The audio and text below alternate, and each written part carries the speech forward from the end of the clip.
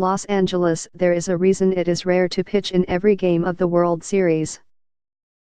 2 years ago, when Addison Reed did it for the Mets, he gave up 5 runs to Kansas City in Game 5 as the Royals clinched the title. On Sunday, when the Los Angeles Dodgers called yet again for Brandon Morrow, he served up 4 runs, including 2 homers, in just 6 weary pitches. Morrow's velocity was down and his location was off, but both only slightly. Even so, Morrow said, he might have survived the top of the Houston Astros lineup if he could have found that mystical quality all pitchers need, life. The longtime starter Mike Mussina once explained that when a pitch lacks life, even if thrown hard, it seems to simply sputter to the plate, as if dead on arrival. But when a pitch has life, it seems as if it could carry right through the catcher, the umpire, and the backstop. Morrow understands. That's like the last 1% of what you can get on the ball, kind of like the life on your arm translates out and through the baseball, Morrow said in the Dodgers' somber clubhouse after the Game 5 loss, a 13-12 crusher in 10 innings. Even though I felt good, I guess I just didn't have as much life in my arm as I was hoping. One man familiar with Morrow's arm is Darryl Knowles, the rehabilitation pitching coach for the Toronto Blue Jays. When Knowles coached the Blue Jays Class A team in Dunedin, Florida, Morrow made annual visits while recovering from injuries each season from 2011 through 2014. Along the way, Morrow said, he came to learn Knowles's claim to fame. He is the only pitcher to work 7 games of a World Series, doing so for the Oakland Athletics in 1973, when they defeated the Mets.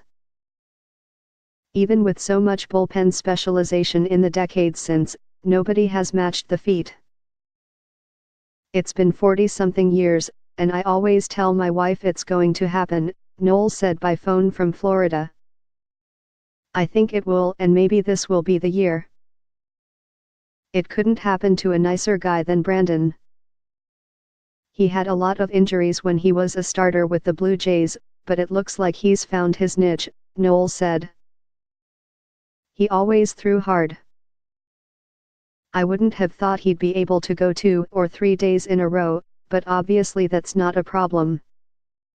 It had not been a problem when Knowles spoke, just before Game 5. By then, Morrow had thrown 1-2 postseason innings, with a 1.46 earned run average, as the primary setup man for Dodgers closer Kenley Jansen. But Game 5 was Morrow's 12th outing in the Dodgers' 13 postseason games, and by the time he was done, an 8-7 Los Angeles lead had become an 11-8 deficit after a homer by George Springer, a single by Alex Bregman, a double by Jose Altuve and another homer by Carlos Correa. Dodgers manager Dave Roberts had said before the game that while Morrow was available, he hoped not to use him. But Clayton Kershaw did not survive the 5th inning, and Roberts deployed Kenta Maeda and Tony Watson to get through the 6th. He still had 4 relievers, not including Jansen, for the 7th: Ross Stripling, Tony Cingrani, Josh Fields and Brandon McCarthy, but Morrow had sent word from the bullpen insisting he was ready. When I saw where the game was at in the 7th, I was getting loose and I was feeling okay, Morrow said.